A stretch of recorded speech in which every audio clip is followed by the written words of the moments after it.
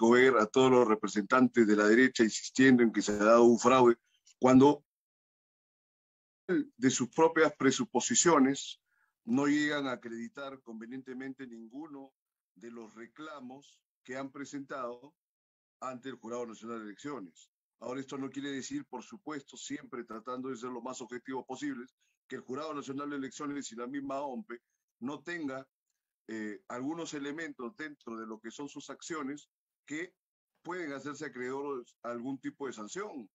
Por supuesto que sí, hay muchos incidentes en los que las actividades de estos dos órganos electorales no han sido para nada claros. Inclusive se puede hablar hasta de irregularidades dentro de cierta medida, pero no se llega a acreditar,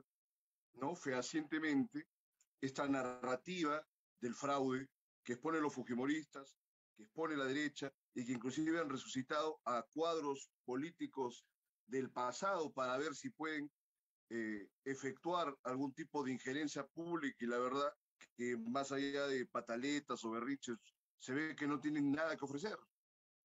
Se ve que no tienen nada que ofrecer. Y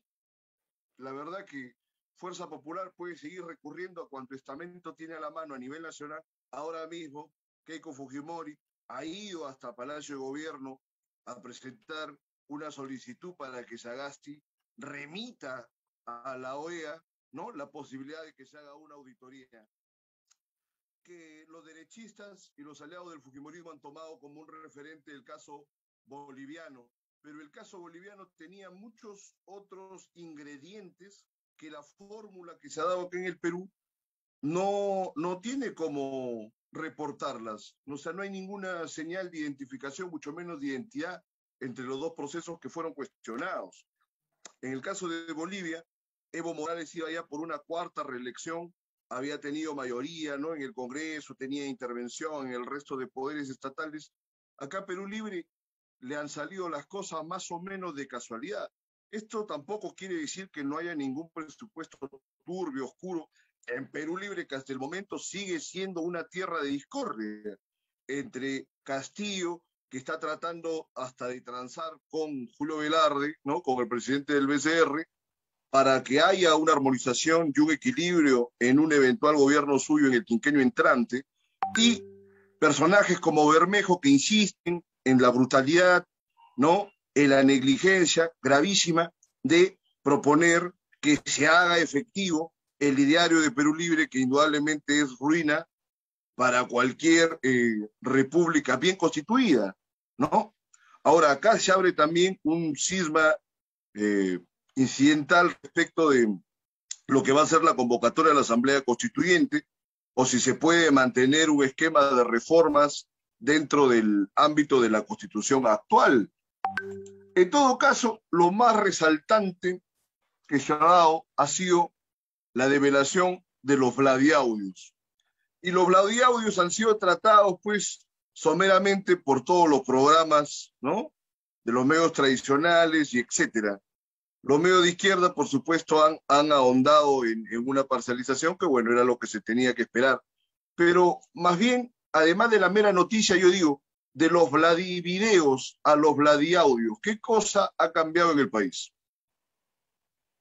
Mucho, en cierta medida. Desarrollo económico, sostenibilidad macroeconómica, durante algunos periodos un índice de reducción de pobreza interesante.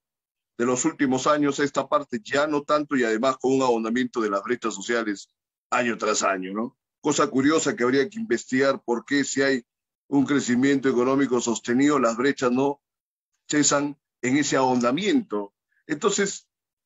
ese es por un lado, la cierta medida que referí en un inicio. Pero la verdad es que también se ha cambiado absolutamente en nada. ¿Por qué? Porque todos los gobiernos que siguieron a Fujimori ya en el siglo XXI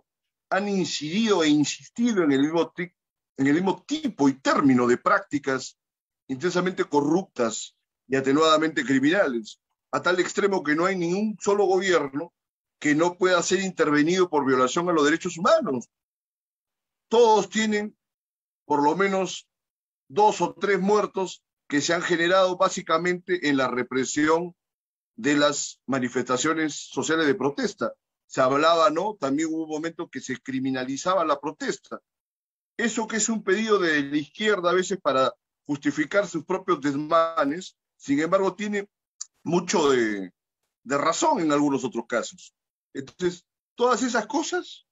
se daban cuando estaba en el gobierno Alberto Fujimori. Y cuando Alberto Fujimori dejó o fue destituido, etcétera, ya en el siglo XXI,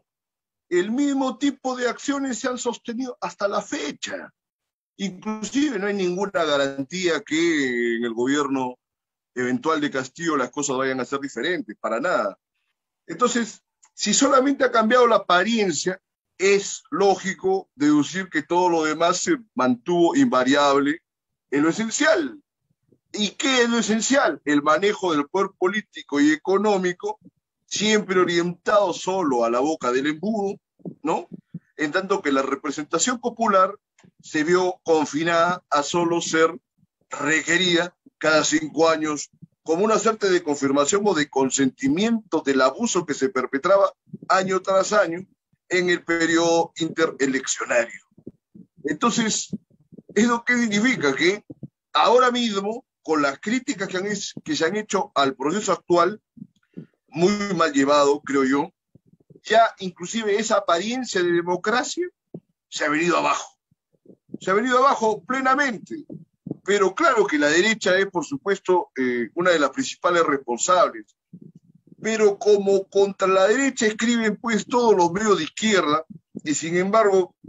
contra la izquierda escriben malamente, o proponen malamente, o torpemente, algunos pocos medios, en general no hay un debate claro y alturado, ni un señalamiento de cuáles son las responsabilidades de unos y otros. Entonces yo creo que ahora mismo que Perú Libre y que Pedro Castillo están a un paso, ¿no?, de ser instaurados en el ejercicio del poder, es tiempo de atender cuáles son las posibilidades de la izquierda tal cual las está proponiendo Pedro Castillo e inclusive la misma Verónica. Entonces, aquí hay un problema grave porque la mayor parte de la intelectualidad, ¿no es cierto?, participan de este embrutecimiento colectivo que tiende a estar del lado de la izquierda y que indudablemente creo que la izquierda peruana es una de las más retrasadas del continente, ¿no? A estas alturas de la historia, por ejemplo, enaltecer al Che Guevara, ¿no?, que es su héroe, o al mismo Mariatti, que tuvo una coyuntura muy particular en la cual fue efectivo su pensamiento y que ahora solamente podría servirnos como para un repaso arqueológico del pensamiento peruano, es absolutamente un disparate, un dislate cósmico, ¿no? Peor aún, quienes están a favor de milenarismos autóctonos, ¿no?, andinos o pro-incaicos, que es importante hacer un reconocimiento de todos los valores y de todos los momentos trascendentes que se dieron en el Perú prehispánico, pero el incanato fue solamente un episodio más en medio de muchos otros episodios importantes y además con otras culturas tan o más importantes. O sea, el mismo incanato no tuvo más de 50 años de una hegemonía territorial cabal, entonces es un exceso también querer extender este tipo de proformas, ¿no?, de perspectivas de nuestra historia hacia todo el ámbito de la nación, una nación que además, como sabemos, no está todavía bien conformada, ¿no?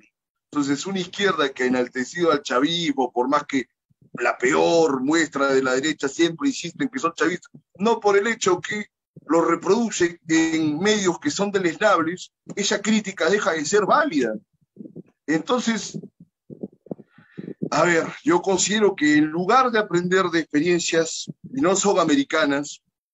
y sobre todo de las variaciones que las izquierdas responsables de otros países, sobre todo del este de Europa, no, inclusive la misma Rusia en la que se tuvo en ejercicio el comunismo por muchos años y que fracasó, deberían ser estudiadas por todos los que participan de la izquierda, ¿no? Entonces, Europa, que sufrió tanto bajo tantos regímenes pro-moscovitas o ya de plano satélite del comunismo ruso, ¿qué enseñanzas pueden dejar a nuestra América en este momento en que la izquierda procomunista, ciertamente, aun cuando lo niegan toda una serie de enajenados fanáticos de la izquierda que no tienen esa voluntad, sin embargo, siendo marxistas es imposible que no aspiren a llegar al comunismo, deberían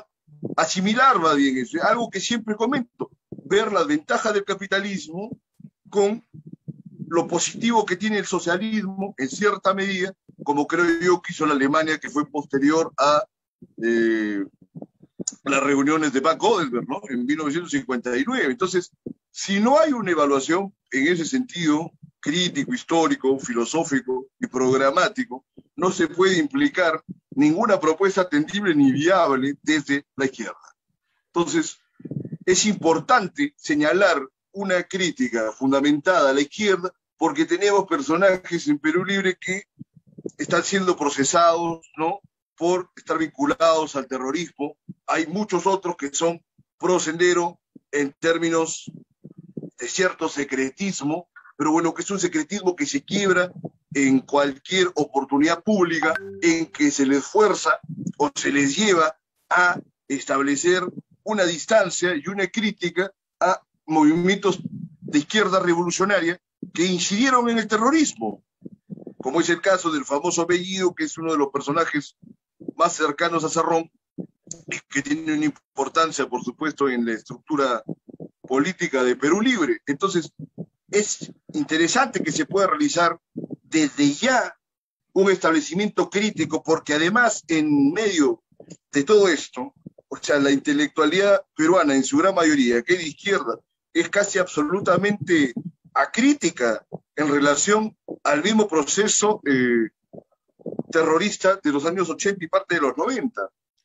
El otro día vi una publicación de un académico que se quejaba que había visto una tesis en la que se hacía casi una liberalización de todos los extremos negativos de Sendero Luminoso. Entonces, yo insisto, eso ha sido por una mala política retórica, ¿no?, discursiva de parte de la derecha, que trató de hacer un compendio de todos los izquierdistas como si todos ellos fueran terroristas, cuando en realidad debió precisar dónde es que la izquierda revolucionaria se vuelve terrorista, porque es una zona incierta, es una zona que no ha sido delimitada hasta el día de hoy, y yo no sé exactamente si es por malicia o por falta de interés para que las cosas sean exactamente claras, ¿no? Entonces yo creo que ninguna cabeza regularmente pensante puede tener el humor de consentir las ilusiones suicidas de la izquierda, ni la celebración de sus héroes. Y es más, yo les sugiero, por ejemplo, que hagan una experimentación con cualquier izquierdista revolucionario y fuércenlos a ir hacia su propia perspectiva de lo que representan Abimael Guzmán y Sendero o Víctor Polay y el MRTA. Y particularmente, aun cuando yo mismo reconozco que el MRTA tuvo algunos episodios mucho más valientes, porque al menos se vestían como guerrilleros, en atención a la Convención de Ginebra y etcétera, o sea, no por ello dejan de ser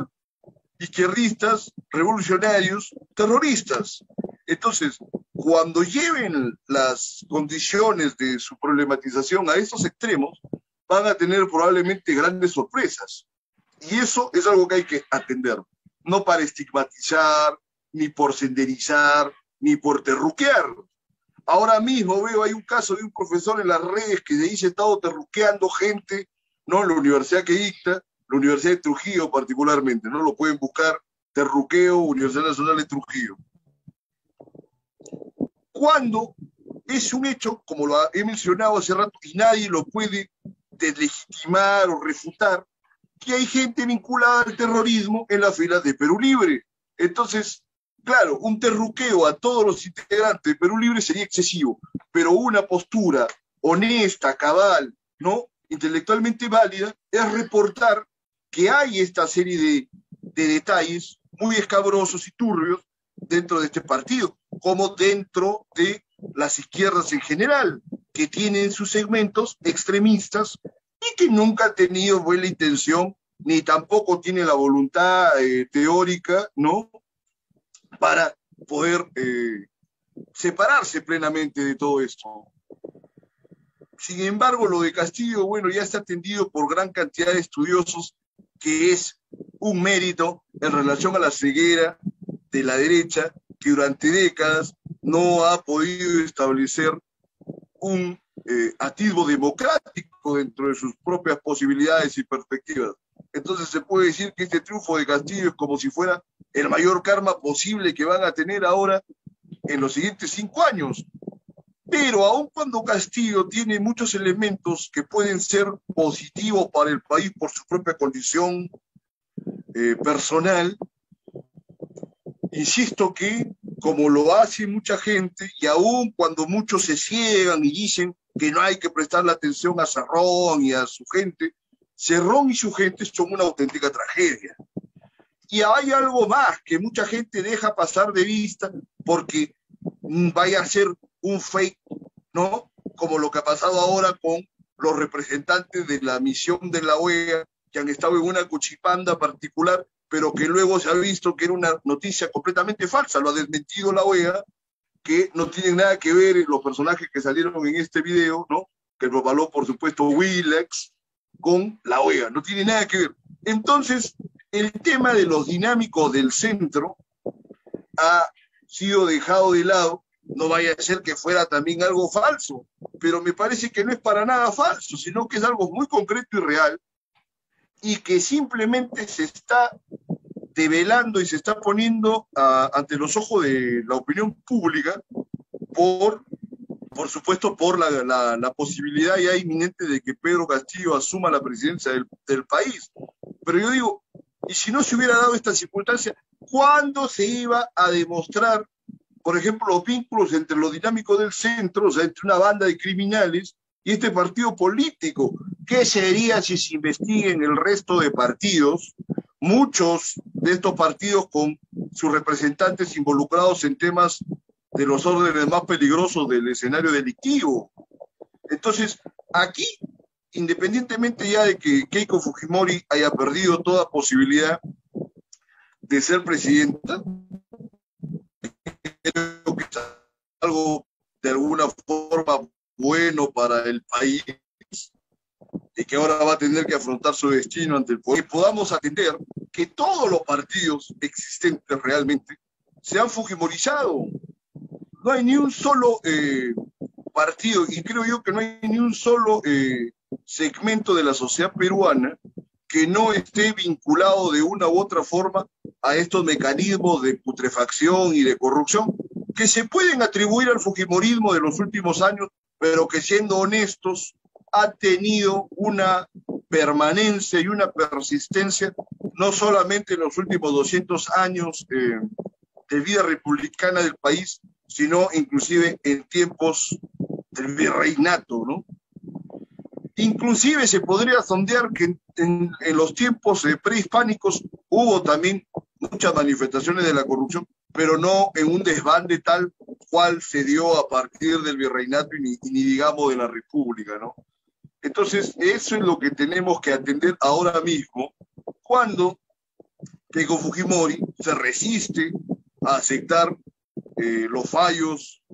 que todavía tampoco se atreve a dar el Jurado Nacional de Elecciones, pues tiene que terminar de atender hasta el último de los recursos que se ha presentado. Y aquí va otra consideración respecto de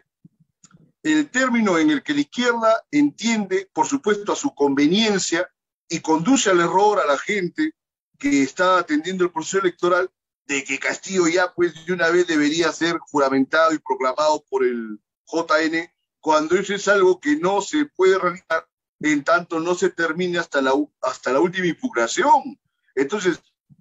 hay un doctor que es Aníbal Torres, que sale, ¿no? Y con su apariencia de ser un jurista muy serio, aparentemente vapulea medio mundo, pero que comete una torpeza tras otra también. Sería interesante sentar a Aníbal Torres con un jurista que tenga una posición diferente para que pueda establecerse verdaderamente una dialéctica y una polémica. Han cometido, creo yo, un gravísimo error los medios de la derecha de llevar a Aníbal Torres, que es un conocido hombre de la izquierda, a polemizar con gente que no tiene la misma preparación. Pero hay algo que ha llamado la atención en sus declaraciones y que inclusive este último fin de semana no han sabido enfrentar y confrontarlo a Torres respecto de que si hay supuestamente el golpe que proclaman desde la derecha, que por el momento no es tal, aún con los pladiaudios, que queda como una tentativa todavía de una resolución incierta, es que si Pedro Castillo no resulta el presidente, van a haber tremendo derramamiento de sangre en el país. E insiste que puede haber inclusive una guerra civil. Bueno, ese es un descaro absoluto, porque esa guerra civil solamente se podría dar si desde la izquierda insisten en conducir al pueblo a la matanza, ¿no es cierto? Porque van a tratar de motivar a la gente para que se lancen contra la fuerza del orden, para lamentablemente luego tener que victimizarse. Esto no quiere decir que uno como ciudadano no tenga las posibilidades de ejercer una protesta y una lucha por sus ideales, pero hay que cautelar los intereses de lo que corresponde al bienestar popular y de lo que solamente atañe a los beneficios de una cúpula partidaria, además tan deplorable como la que existe en este momento en Perú Libre. Entonces, muy reprochable, y este señor Aníbal Torres, que tiene algunos libros de derecho, por supuesto, que tienen su valor, no puede estar siendo objeto de tanta complacencia y hasta de impunidad con semejantes desmadres retóricos que lanza dentro de su exposición alicaída de toda la vida, ¿no? Entonces es algo que tenemos que empezar también a reflexionar y ver de qué manera se puede contener y cautelar un posible brote de violencia, como que ya se han estado violentando en términos de las inmediaciones del Jurado Nacional de Elecciones hasta hace unos días, gente tanto del fujimorismo como de la izquierda, sino que desde su narrativa los izquierdistas dicen de que solamente son los fujimoristas los primeros que se avientan, los primeros que arrancan con la violencia, y no necesariamente eso es así. Por más que el fujimorismo sea de lo más despreciable, insisto, los antifujimoristas en general no es que sean mejores que los fujimoristas. Esa es una conducción muy errática y equivocada, creo yo, del término de nuestra vida política, haber establecido una gran disonancia entre los fujimoristas y los antifujimoristas, cuando en realidad los dos elementos en contradicción, en pugna, siguen sin tener ninguna proposición importante para el país, más que los términos unos de su propia sinvergüencería y los otros los términos de su supuesta moralidad. Una moralidad y un moralismo que no tiene mayor sustento, ¿no? Ahora, personajes como los que tenemos en el Jurado Nacional de Elecciones y en la OMP, creo yo que no se pueden tampoco consentir en ningún próximo periodo y en ningún próximo proceso electoral. El mismo Salas Arenas, siendo tan contundentemente izquierdista y antifujimorista como lo sabe medio mundo, no está en una posición de imparcialidad, de bonomía, ¿no?, de objetividad que debiera tener un gran magistrado para poder conducir un proceso electoral absolutamente cristalino. Y ya ni qué decir sobre los vocales que inclusive están involucrados, implicados, o por lo menos tienen alguna conexión presunta con casos tan graves como el de los cuellos blancos del puerto. O sea, ¿cómo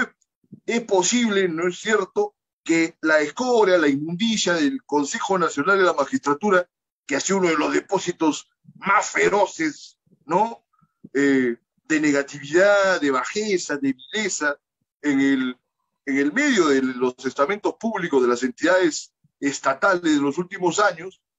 no haya tenido mayor forma o de respuesta que la reforma patética que hizo Vizcarra? Entonces yo creo que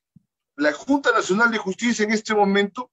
es un organismo híbrido que tampoco tiene ninguna contundencia, ni mucho menos un empoderamiento, pero es fundamental que se haga una reforma del Poder Judicial, del Ministerio Público y de los órganos electorales. Otro proceso electoral que esté tamizado de tantas irregularidades, no solo en la segunda vuelta, sino también en la primera vuelta y sobre todo en el periodo que condujo a esta elección de abril, en la que se dejó de lado a muchos partidos y candidatos por minucias, en tanto que se dejó pasar por un tremendo forado muchas de las irregularidades que presenta Perú Libre y también en su estructura. Entonces es algo en lo que tenemos que pensar todos los ciudadanos, no solamente los políticos o los analistas políticos. Entonces, verdaderamente con esta clase de gente no se puede llegar a ninguna parte. Y ahora, yo no soy un moralista, y uno puede tener amigos de todas las categorías, nadie es un santo, pero no por el hecho de tener amigos de todo tipo, se les puede dar espacio a personajes reprobables o de conductas reprochables en ámbitos en los que se requiere, pues, de una gran trascendencia personal y de un gran mérito, no solo profesional e intelectual, sino sobre todo ético. Entonces creo yo que personajes que han sido implicados, al caso Lavajato, o a la izquierda de una manifestación extrema, como en el caso de Salas Arenas en su momento, por lo pronto, siendo abogado de gente procesada por terrorismo, que uno puede llevar todo tipo de casos, hasta el lavado de activos, lo que sea, por ejercer la defensa en algún momento. ¿No es cierto? Uno, como abogado, dice, bueno, tiene derecho todo cliente a hacer valer su derecho a la defensa, pero tampoco vas a estar defendiendo, pues, violadores o terroristas, ¿no? Me parece que hay hasta un margen de repulsión para algunos temas. Entonces, no se puede ver que gente con estas categorías o con esta falta de categoría tengan una representación tan importante. El caso del Colegio de Abogados de Lima también da que hacer, porque ¿cómo es posible que el Colegio de Abogados de Lima, desde una perspectiva privilegiada, falaz, tenga una participación directa dentro de los integrantes del Jurado Nacional de Elecciones, cuando en todo caso, por lo pronto, debería hacerse extensivo a todo el resto de colegios de abogados del país para que desde esta forma, ¿no?, de congregación nacional se pueda derivar a un representante al Jurado Nacional de Elección. La verdad que el tema de la reforma de todos estos organismos es un trabajo pendiente que va a costar bastante, pero que tiene que realizarse de la mejor forma, porque la verdad que si la democracia peruana solamente ha tenido como su eje definitorio fundamental en los procesos eleccionarios, como dije en un primer momento, con el desprestigio de este proceso, la democracia peruana ha quedado prácticamente en el borde de su extinción. Entonces, si queremos vivir en una república genuina y hacer valer una democracia auténtica, se tiene que dar un tipo de empoderamiento distinto al que solamente representa la convocatoria de elecciones cada 5 años, ¿no? Bien, para finalizar este tema de los gladiaudios, la verdad que Popio Olivera hizo el papelón de su vida, uno más, por supuesto, porque de ninguna forma se puede conducir a una repetición de la segunda vuelta o a una anulación de las elecciones. No se ha llegado a demostrar un fraude de ninguna manera contundente. Del mismo modo, Barnechea o Flores Nano, que son políticos de la misma camada de Popio Olivera, siguen haciendo el ridículo. Ayer vi una entrevista a Barnechea y yo digo, pero ¿cómo es posible que lo dejen ser, ¿no?, ante la serie de pachotadas que expresa? Yo digo, pero hay que criticarlo porque prácticamente nadie lo está criticando, y ciertamente el término de la anulación de las elecciones es absolutamente inviable. Sería viable si se hubiese acreditado fundamentadamente que se ha realizado un fraude, pero acá quieren ir ante la OEA para que la OEA, ¿no?, haga una auditoría, y a partir de esa auditoría se constate si hubo o no hubo fraude. Entonces se están jugando en un nivel de una ignorancia, porque ni siquiera se puede decir que sea una avaricia, que no se puede sostener. Si hubiera por lo menos algunos elementos importantes respecto del fraude, se podría convocar a cualquier otra entidad del mundo, pero lamentablemente para sus intereses no lo hay. Ahora, quién sabe, de repente en el futuro se descubre de que sí hubo un fraude clarísimo, pero por el momento no se han dado las pruebas de todo esto. Entonces, ¿hacia dónde han conducido los Vladiaudios? A demostrar que hay gente interesada en evidenciar que Vladimiro Montesinos sigue teniendo una injerencia en el mundo político. Pero eso no es tampoco ninguna novedad. Ahora, lo que han pretendido que Keiko Fujimori lleve esta propuesta crítica ante la OEA y otros estamentos, pues han perdido toda brújula. No han llegado a ninguna parte y, francamente, lo peor para ellos es que no se ha dado en la muestra de los Vladi audios nada más que una intención de acreditar de que el fraude se ha dado por los cuatro costados del proceso. Es decir, al no poder acreditar que Perú Libre ha realizado un fraude, han dicho, bueno, entonces el fraude viene de parte de los fujimoristas y aquí partimos la baraja, pateamos el tablero y rompemos todo. No se ha logrado eso. Sin embargo, son interesantes todos los otros elementos críticos que uno pueda sostener en torno a esta circunstancia que ciertamente sí es muy grave.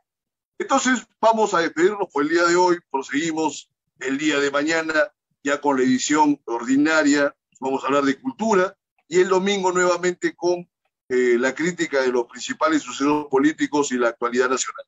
e internacional. Buenas noches, que tengan una buena semana. Adelante, Radio Miraflores TV.